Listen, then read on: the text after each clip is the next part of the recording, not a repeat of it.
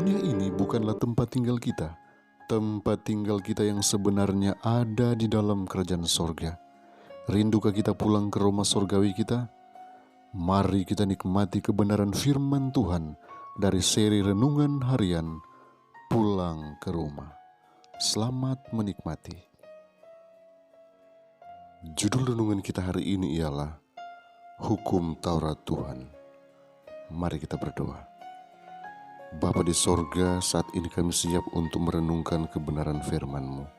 Kiranya Engkau hadir di tengah-tengah kami, memberikan kami kuasa Roh Kudus-Mu, memberikan pengertian, sehingga kami boleh memahami lebih dalam akan maksud Tuhan dalam perjalanan iman kami. Dalam nama Yesus, amin.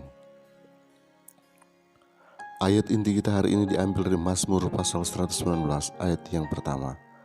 Firman Tuhan berkata, "Berbahagialah orang-orang yang hidupnya tidak bercela, yang hidup menurut Taurat Tuhan."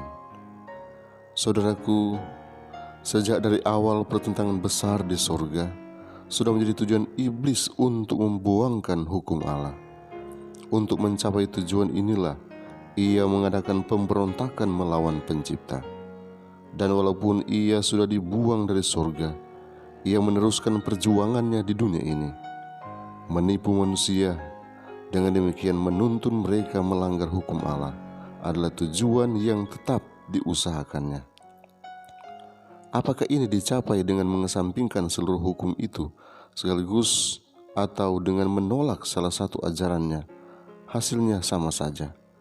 Ia yang mengabaikan satu bagian melanggar seluruh hukum itu. Pengaruh dan teladannya ada pada pelanggaran. Ia bersalah terhadap seluruhnya. Yakobus 2 ayat 10. Dalam upayanya untuk menghinakan hukum ilahi, iblis telah memutarbalikkan doktrin-doktrin Alkitab. Dengan demikian, kesalahan-kesalahan telah dimasukkan ke dalam iman ribuan orang yang mengaku percaya pada Alkitab. Pertentangan terakhir antara kebenaran dan kepalsuan adalah perjuangan terakhir, pertentangan yang sudah berlangsung lama mengenai hukum Allah. Peperangan yang sedang kita hadapi ialah peperangan antara hukum-hukum manusia dan ajaran-ajaran Tuhan, tentang agama Alkitab dengan agama dongeng dan tradisi. Agen-agen yang akan bersatu melawan kebenaran dan keadilan dalam perjuangan ini sekarang sedang giat bekerja.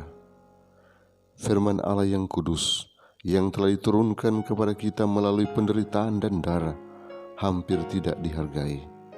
Alkitab dapat dijangkau oleh semua orang, tetapi hanya sedikit orang yang menerimanya sebagai penuntun hidup. Kefasikan merajalela sampai ke batas yang mengkhawatirkan, bukan saja di dunia, tetapi juga di dalam gereja. Banyak yang menyangkal doktrin-doktrin yang menjadi tiang-tiang kepercayaan Kristen.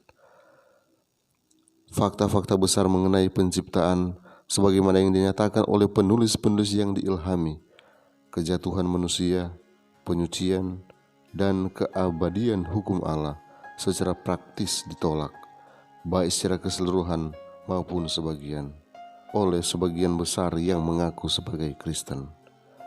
Ribuan orang yang menyombongkan diri atas hikmat dan kebebasan mereka menganggapnya sebagai kelemahan untuk menaruh keyakinan sepenuhnya kepada Alkitab. Mereka pikir itu sebagai bukti talenta dan pengetahuan yang tertinggi, bila mana mereka mengecam Alkitab dan menyangkal kebenarannya yang paling penting. Kiranya Tuhan memberkati kita hari ini. Mari kita berdoa. Bapa di sorga, terima kasih untuk pagi yang istimewa, di mana kami boleh bangun dan menikmati berkat firman-Mu. Tolonglah kami hari ini, agar kami boleh berkarya bagi-Mu. Apapun yang akan kami lakukan sepanjang hari ini, kami percaya penyertaan Tuhan menjadi bagian kami. Oh Bapa di sorga, Engkau tetap berkati anak-anak Tuhan yang mendengarkan channel ini. Engkau tetap lindungi umat-umat Tuhan. Engkau tetap pagari mereka dengan kuasa-Mu, sehingga mereka terus berjalan di dalam kehendak-Mu, dan mereka boleh berhasil bukan hanya di dunia ini, tapi sampai dalam kerajaan sorga. Kiranya kasih karunia-Mu, damai sejahtera-Mu akan berikan keberhasilan bagi kami hari ini, karena kami siap memulaikan hari ini hanya dalam nama Yesus, Tuhan dan Juru Selamat kami. Amin.